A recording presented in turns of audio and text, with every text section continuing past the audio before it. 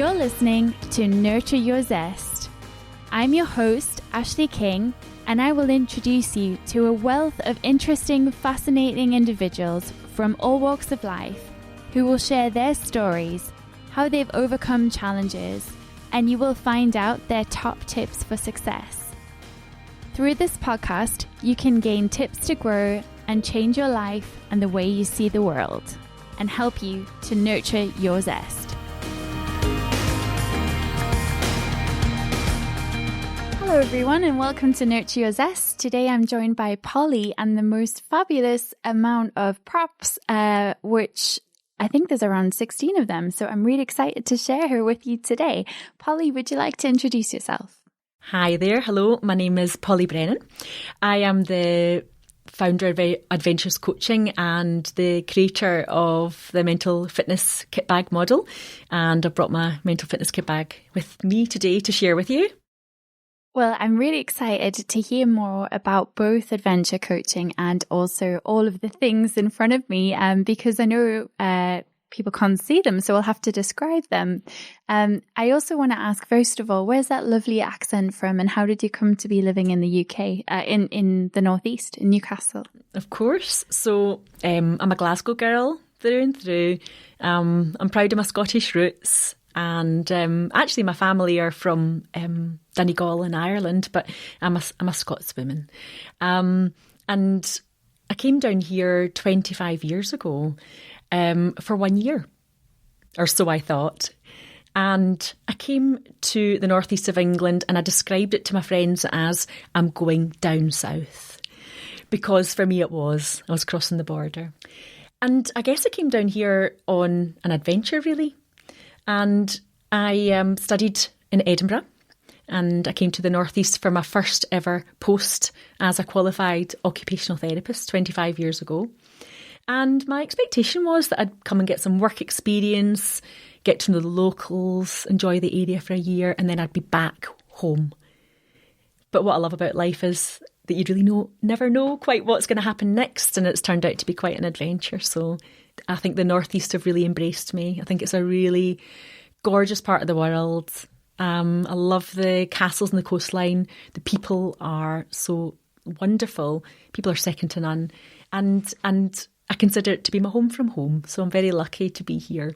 I love the way you've described the Northeast there. It resonates with me so much because I moved to the UK at 14 and I really didn't want to. I loved South Africa, where I'm originally from and where I was born. And that was an adventure as well. And I think at a young age, I didn't see the incredible opportunity it was. I saw more this, wow, my whole life's changing. And I didn't really appreciate that until I was a bit older. But the Northeast took me in and was wonderful. It's a very friendly place, very warm and vibrant. And I love as well that there's just so much to do in the city, whether it's art or science or all kinds of different events or things or people. There's just so much going on. I agree. I think there's lots of funky bars and cosy little caverns. It's a great place for people watching. There's loads of fun adventures to have in the city itself. But then we're so lucky because we've also got 15, 20 miles up the road, you've got the coastline. And from here, we can go everywhere and anywhere, can't we? We can get to Edinburgh, we can get to Yorkshire. We've got the lakes as well. So I think we're really, really beautifully placed. We're so lucky. Absolutely. And on that note, actually, I'd love to know, what's your favourite adventure in the city? So I know that you love being outdoors and you love being, out in the country and things like this. But what about in the city? Do you have an adventure that you like to do on a rainy day or something to keep yourself smiling? Yeah, I think when I'm indoors, I'm always looking for cosy places. And for some reason, I love being surrounded by wood. So I love being in cosy little dens, finding underground cafes and bars where there's, people chatting and talking. Sometimes it's nice just to people watch and step back from adventure and just enjoy what's happening around you. But I also love that Newcastle's got lots of environments where you can go and listen to live music. You can eat street food. So there's lots of quite, fantastic things to do. Also, I love that you can you can head in the Victorian tunnels and go underground. That's quite exciting as well. That is exciting. I did go on that trip once, and I found it really interesting because it's got so much history and it was used during the war, and just the secrets of those tunnels, what's happened down there and how dark it must have been, but also perhaps at times a bit claustrophobic. Yeah, I can't really imagine, but it's lovely we all have things we love to do, but it's really nice to go do something a bit different as well, isn't it? Experience something new. For sure. So would you like to tell us then how did you start your adventure coaching and your mental health kit bag, and what does it all mean, and what have you got in front of you? Because I'm really excited to know about all of these wonderful things. Absolutely. So my background, I've worked in mental health for 25 years. I'm an occupational therapist, and that's something that I absolutely love to do. I think I always knew I was going to work in mental health, and I think that's because I've always been really curious about how to get the best out of people. And I've always been very aware that we all suffer from a condition called being human. And that I've always been aware that life can throw adversity at any of us at any time. So I've always been very curious about how we can help people be their best. Obviously, working in psychiatry, working in mental health, I've had, I would call it the privilege really, of getting to work alongside people really at their most vulnerable, the most vulnerable point in their lives when they really aren't well and they're not functioning well and not coping with life, such that they might have had to become an inpatient in hospital, or perhaps they're living at home but they can't manage their roles. And I consider that a privilege, because what I believe about people is we all have within us the capability to find solutions to the challenges of life, but sometimes we need some help along the way, and we need people to support and scaffold us. So this has always been something that I felt really passionate about, to help people find the power within. And so this is what I've done for years and years and years. And as my role as an occupational therapist is involved, I've become really passionate about helping people back into work, because I think that we sometimes think that people should become well for work, but actually people need to work and have a role to be well and have something to hope forward for and something to work towards. So this has always been part of kind of me and what I do. I've really enjoyed that. And I've had the opportunity to work with some really inspirational people, not because of what they do and who they are in the world, but because they've inspired me by their ability to really dig deep at the tough times and bounce back when life's thrown massive big curveballs at them. And so I've always enjoyed that. And I guess I've always taken an adventurous approach to how I work with people. I've been a solution-focused practitioner for 25 years. So I like the idea that whilst there's always problems around in life, maybe sometimes what we have to focus on is the solutions. And that we have to think about what the possibilities might be for moving forward. So this approach has really served me well. 5 years ago, I trained to become a coach as well. And I think that's enhanced my role as a therapist. And I think my therapy role's enhanced how I coach. But I guess where the coaching came along is that I noticed and I watched and became very curious about what was happening in people's lives when they started to tell me their story. And what I discovered was that often we could see that pivotal point where life got tough, where they faced a challenge, a crossroad. And I could see that had they had the right support at that time, or the right person come along with the right approach, that this could have been a brilliant opportunity for them to have created a story about triumphing in the face of that adversity, and how that situation could have been what made them stronger and better and more resilient for life. But that hadn't been there for them. And so I think this has really driven me towards becoming a mental fitness coach. What I've decided is that where I can best serve people is to actually front load and really help people at the point where people come to me because they feel stuck, they've got a little bit lost, they've hit a point in life where it's not really where they're meant to be, it's causing them some pain, some upset, some sadness, or just simply they're not living life to the full. And so we have an opportunity to create that story of how can you learn more and discover, how can you learn how to be stronger, to flex more, to reach out for support, and to get clear on what it is you really want in your life and make that happen. Because it's so important that we make the best of the rest of whatever life holds. So I guess that's where my mental fitness coaching comes in. It's really lovely to hear that, and how you've really grown and evolved through your own practice and your learning and what you're doing. And I love as well that you've just constantly kept investing in yourself and your skill set and giving back. One thing that I always like to talk about on Nurture Your Zest or ask my guests is, how do they have that courage and curiosity to really keep learning? Because that's kind of why it all started, is this idea of feeling stuck, and how you can actually become unstuck by thinking in different ways, or just slightly changing your perception, getting a little bit curious about yourself. So that's really great to hear how you've also keep learning, even though you'll have lots of qualifications already, you're continuing to hone your craft, which I love. So that's really nice to hear. Can I ask, which coaching qualification did you do? Did you do something with one of the Institute of Coaching and Leadership Management, or? I for some reason ended up studying with international organisation called IPEC. So it's the Institute of Professional Excellence in Coaching, and they are based in the States. And I trained in my coach training in London. So I was travelling between the Northeast and London for a year doing my coaching. And it was one of those situations that, interestingly, how it began was I hit a bit of a tough point in my life, as we all do. And I decided to hire a coach to really help me work out what I needed and to improve and develop how I was managing life at that particular point in my life. And it was so powerful for me that I decided eventually to train to be a coach. And the most powerful thing that really happened was that I told the coach my story about what was causing me pain and sadness in my life at that time.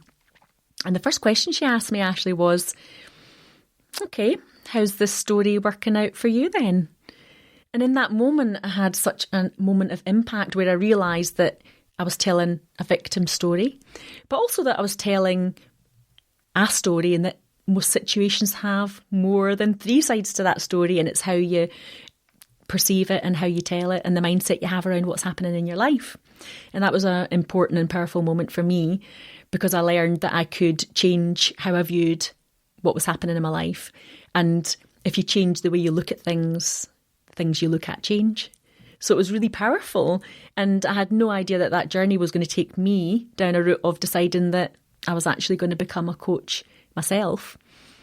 So that was incredible for me. That's a lovely quote, and we'll have to use that one for your episode about changing the way you look at things. I love that. And so on that note, if someone is stuck, if they are telling themselves a story or leading a script, being acting in a play or dancing a dance in their life that isn't working for them anymore, what is one of your top tips? Where do you start with people who are in that kind of situation? Absolutely. I would say that's the starting point actually to the mental fitness kitbag model.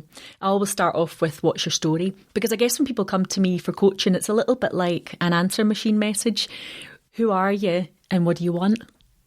And so people start to tell a story about their lives and what's brought them to me, what's important in that moment that they need to look at. So my first prop, which I might share with you at this point, is it's a book for your audience who won't be able to see what we're doing here in the studio. And it's The Alchemist. So for me, I've picked that because it's a lovely book for me.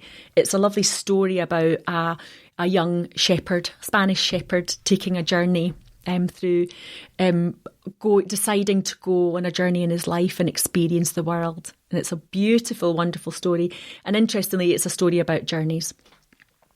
But this story here, it reminded me that people come into life with a story, and the story they have is what they tell themselves and the world about who they are and what they're capable of.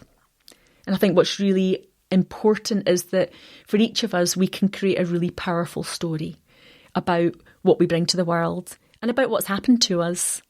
So, as I said before, if you change the way you look at things, the things you look at change. But my advice to people that I coach is, if the story that you tell yourself isn't serving you well, change it. And often that's the beginning of the work that I might do with people, is where we look at what they've brought to the table, the story they're bringing to me in the coaching journey, and us looking at if there's a better way of looking at this or a different way to tell the story. Now, I coached a lady recently, and she had a recent marital split up. And the first question I asked her was, so who are you now that this has happened? Who are you? And, that question took her breath away, because she nearly started to tell me the story about how, she'd been dumped on and that life had become very difficult and that someone had really let her down. And in that moment, she caught her breath, because I think she realised that that wasn't the story she wanted to tell the world anymore. So we looked at how to change that story for her, so she could turn the page and change the story and create a new chapter. And we worked on what that was going to be called and how that story was going to unfold. So I think that's really important for us all to remember, that we can change the story and create something that's going to serve us well and take us forward. That's really beautiful and really powerful, actually, because it can be so easy for any of us to start thinking this is our life now, or, one mistake or decision can lead to your whole life changing in a particular way. And actually, sometimes I know I think this way, or I've got friends who we've talked about, it's almost as if you're wading in treacle sometimes, and it's actually maybe a way for me. I'm just trying to understand your metaphors and put some of my own in, but it's almost like washing off that treacle or finding a way to melt the sugar, It's, what a lovely analogy. Yeah. I love that. And then you can start from scratch, can't you? You can relook at what you've got in front of you and decide what it's going to be. Absolutely. And I'd like to ask as well, so if do you find that people you work with, they put up barriers, or they want to change but they get themselves stuck? Absolutely. We all do that, don't we? I think we all do that at times, and sometimes we can be really good at realising that that's what we're doing, and we know we're getting in our own way with something that we're making up. But sometimes these excuses and stories we make are helping us to then not move forward. So sometimes they serve us well for a while. But sometimes as a coach, my role is to help people look in on things.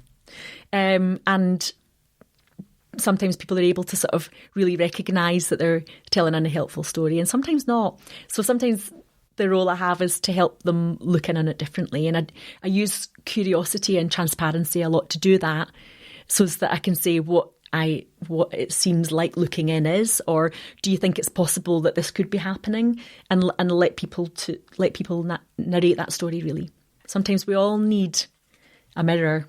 Oh, I love that. And so I've got a mirror in my hand right now.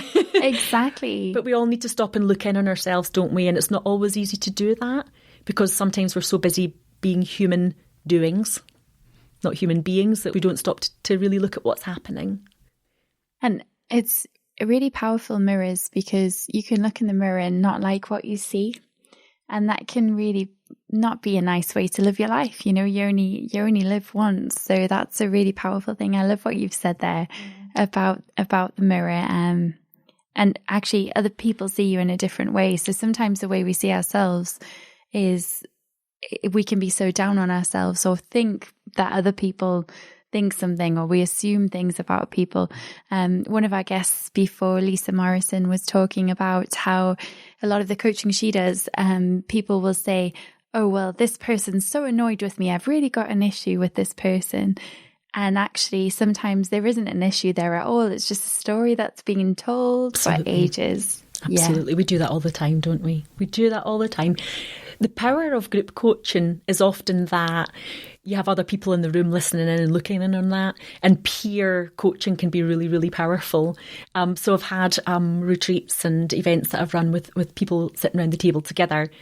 And when people are telling a particular story, or they're viewing things in a particular way, it's incredibly helpful when other people look in on that with them and say, well, hang on a minute.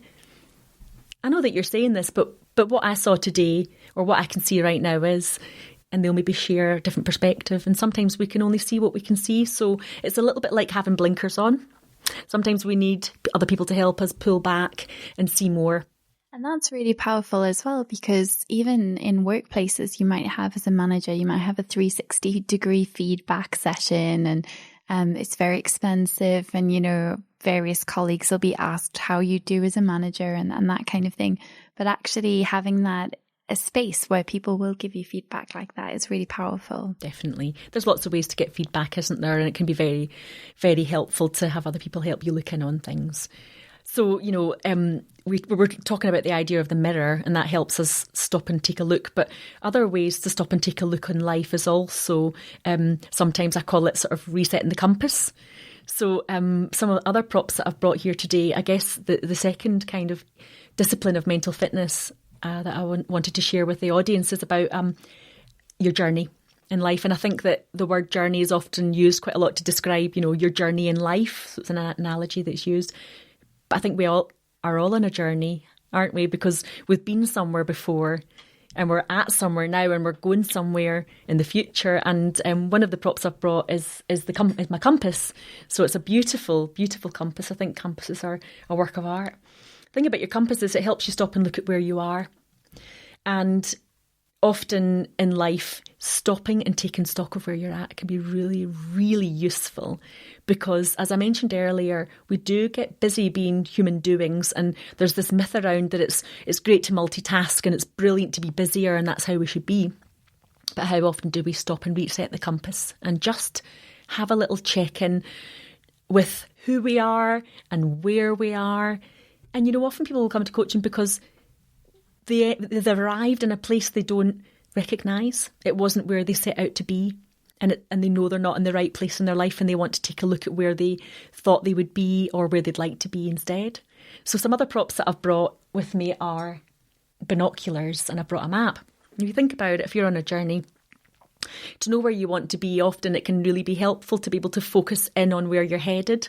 So I know that when you're interviewing people, you'll often talk about people's goals and the vision that they have for the future. So binoculars are a really great way to focus your lens on where you want to be. And in my experience, the clearer we are about the vision and the details of what life will look like when it's how we want it to be, the more capable we are of actually reaching that destination. So binoculars can be very, very helpful. And I guess what roadmaps do is they then help us navigate between where we are and where we want to be. So we can create our own roadmap, and milestones are very, very important along the way as well. Great. I like that, because I love the idea of having a goal, but also the tools to reach that, and also to help you if you get stuck. So the compass and the binoculars and the wrap to recalibrate your journey. Absolutely. And also with all being somewhere too. So, you know, in a car on a journey, you've got a rear view mirror. So it's also good to look back and think about where you've been so far. That is useful. You don't actually have a rear view mirror in your kit bag, which is it's probably for the best, because I guess that would be quite heavy. So maybe that's a good metaphor for us. You know, it is good to look back, but also sometimes you can't carry that stuff around with you. I think that's a fabulous analogy. It's about choosing what in your rear view mirror you take forward, isn't it, Ashleigh? It's that some things that have happened in the past, we're human beings, so we're all going to have chapters of our life or episodes that we're maybe not so proud of. And I think it's really important that we don't carry that heavy load with us, because that can really weigh you down. But the wins and the successes and the celebrations and the good stuff, I think we have to take that forward with us and hang on to that and work out how to have that more. Absolutely. Thank you.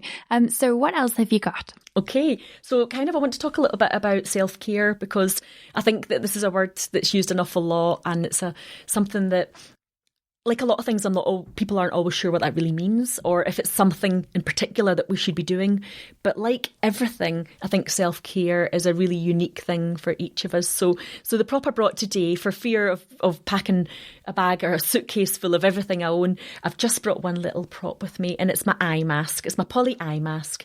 So I guess that sort of represents sleep or rest, and that's really, really important. But if I was to ask you how you go about self-caring and looking after yourself, you might come up with something quite different to me. So what people need to recharge and refuel will be really, really different. The most important question really is, are the habits that you have in your life nourishing or depleting you? And we all do things that actually take something away that perhaps we just habitually do and don't think about, but they're things that aren't serving as well. Sleep's a really important one. I've been reading a fabulous book by Matthew Walker about sleep, and it's like sleep's your superpower, basically. So I think that's been really interesting reading for me. I've learned so much. And when people are poorly with their mental health, sleep is a very, very difficult thing for people to achieve at times. So that's really, really important. But for all of us, it's about deciding what actually allows us to self-care and look after ourselves. It's about creating those habits that really top you up.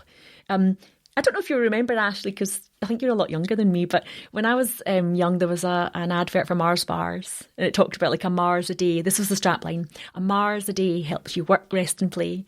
And there was a little song, I promise I won't sing it. But actually there's something to be said about that, the idea that sometimes self-care is about balance. Getting balance in our lives and making sure that we have all the things that we need. I think that's very true and very special, actually, because so if you were to ask me what my self-care habits are, or on this show we say nurture your zest, because it's what gives me that passion for life. But actually I love water, so bubble baths or swimming. I don't get to swim as much as I like, but bubble baths are just great. But also time in nature, because we spend so much time on our computers and our phones, and I spend a lot of time networking, so with people, and I'm an empath, so I get a sponge up all their emotions, and then I need to kind of, my friends laugh at me, but I need to shake my tree and kind of get rid of all this bad juju, because it's quite easy when you do care about people to take on their stuff, and I'm sure that's very true as a coach, actually. Absolutely. Just before I finish, I wanted to say the one thing that's really surprised me in the last year that I think is important about self-care.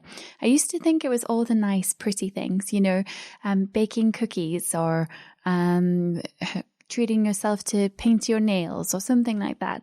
But actually, I've come to learn that self-care is getting up when you don't want to for a run, or trying to sort out your finances, or even cooking some soup when you'd rather just eat junk, little things like that, good habits or thoughtful habits that are more nurturing than reaching for crisps or whatever.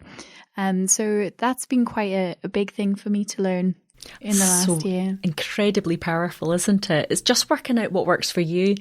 And I think that it would be very easy to predict. Can you imagine me telling you that you need to, sleep more, or, go with a pamper or do something that might not really be right for you? So it's completely unique. You mentioned water. Water's really important to me. It's where I often go for a mental health swim. And it's just where I decide that I'm not going to count lengths or set a goal. I'm not going to think about anything in particular. I'm just going to allow my thoughts to free flow.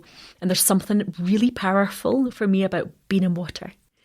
Yeah, I think you're right. Actually, if you go to the gym, there's a lot of stimulation. There's people around you that you might look at, or there's the machine, there's the sound of the machines, there's the TV, the music that's on, the classes spinning, all sorts of different things.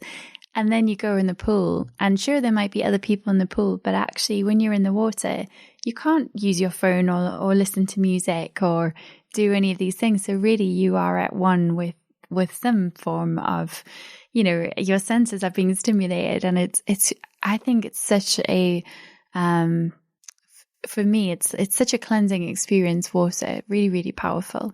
I agree. I really do. You also talked about the outdoors. And if you were to ask me about what I would regard as my self-care, what I would have on the table would be a big pair of muddy boots.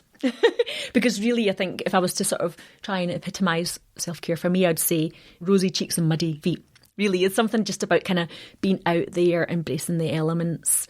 And I think that's my top tip for self. Excellent. So what else have we got? Yes, absolutely. So what have we got here? So I think I'd like to talk a bit about clearing the clutter of your mind. And I guess what I mean by that is choosing your mindset. So mindset really matters. And I think that our mindset is something that we've created from our experiences in life, from the people that we've grown up with. And mindset is so powerful. So I just wanted to talk really briefly about that. So the prop I've brought today, I've brought two props. I've brought my feather duster, because sometimes we have to clear away the cobwebs of our minds. And we have to just clear away and think about perhaps the thoughts that we might be having that are holding us back. And sometimes it's about helping unhelpful thoughts to take a hike. I've also brought a file that I sometimes have. Sometimes there's something to be said for compartmentalisation. So I have two props, and one's a bucket and one's a file. And sometimes I've been known to tell people that they're being popped in the file, in my filing cabinet, which is my way of saying I'm parking you up just now, because actually it's not very helpful. But sometimes I think when there are things happening in our lives that are difficult, or situations, sometimes we have to park them up and put them aside so that they don't impact how we get on with what we're doing, and how we get on with sort of having thoughts and a mindset that drives us forward rather than holds us back. So mindset really matters. I made a vlog actually, Ashleigh, and it's on my YouTube channel, and it's I think it's called Mindset Matters, actually, but it's a tale of two brickies. It's a lovely, lovely story about a tale of two brickies. And it's essentially a story about two men who are faced with the same injury, and how their lives evolved depending upon the mindset that they adopt to the situation they're in. And it's a really lovely example of how your mindset can really influence what happens next in your life. So it's one to check out. I will have a look at that. It reminds me actually of a story of a man who was blind, or it's one of those stories that does the rounds, a chain email, something like that. But he asked the man next to him to describe what he can see. And actually the other man is also blind, but he talks about all the wonderful sights, and he can see children playing and on the swings. But he doesn't know actually that he's also blind. And it's just about this mindset, of, sure, you could sit there and think, gosh, I don't have any sight. Or you could think, wow, what can I do with my imagination? And it is about mindset. And, I think it must be hard as well when you find yourself in adapted circumstances.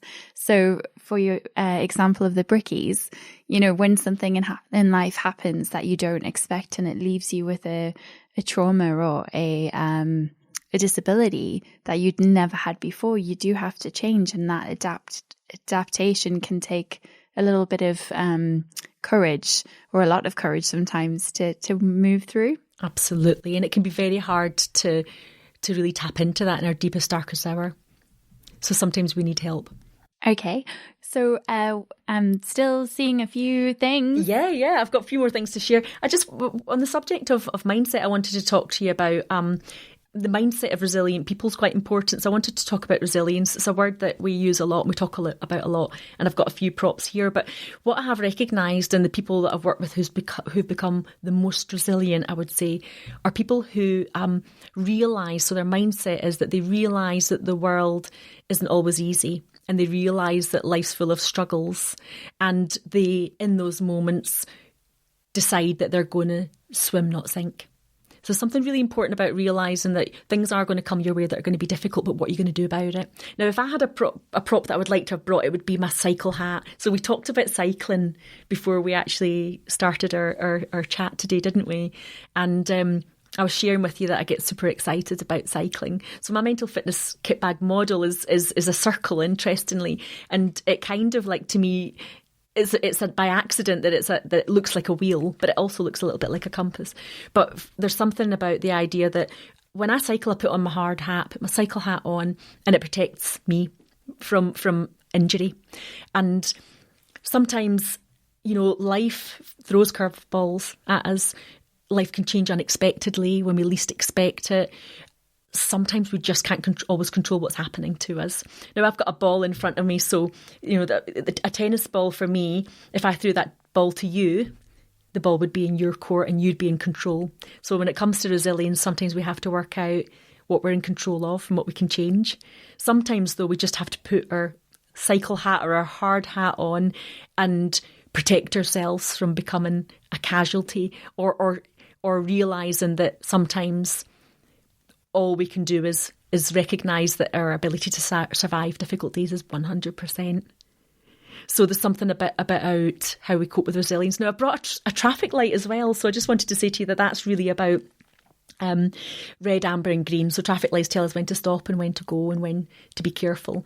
And when I work alongside people, often I help them create a resilience action plan, which is a great little pocket guide where we can start to notice when the resilience might be more compromised and what actions they can take at different situations.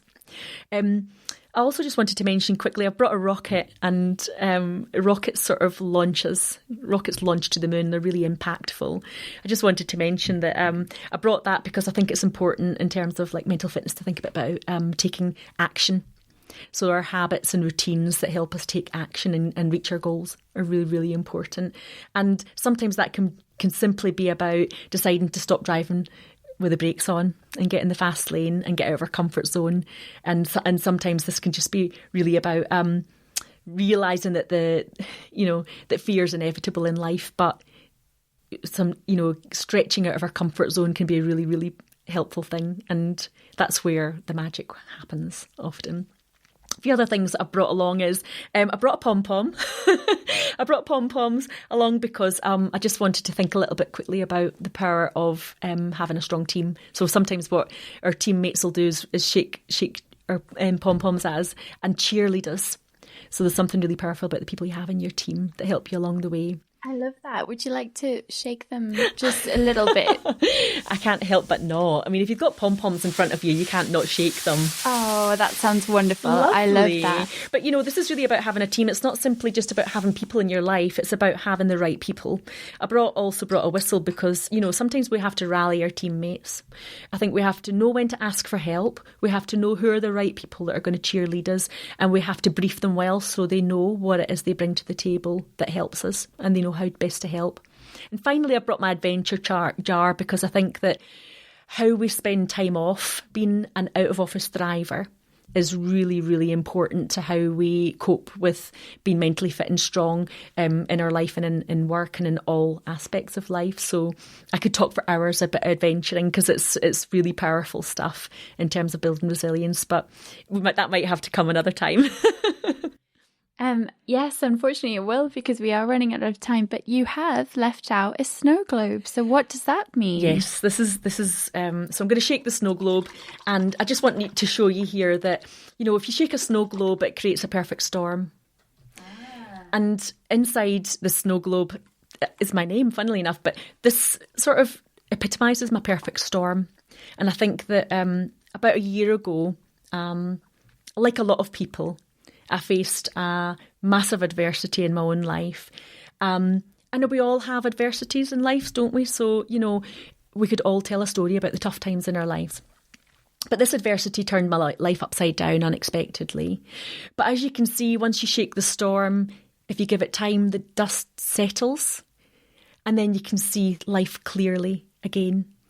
So I guess I brought this along because what I wanted to share with your audience is that in the face of life's adversity and the challenges we face that can really impact our mental fitness, we can all face a perfect storm. But if you have the right kit in your kit bag and you have the right people around you, it is possible to really flex your mental fitness muscle like we do if we work out and we strengthen ourselves physically. We can be really fit and strong mentally for life. And I think that is 100% possible for all of us.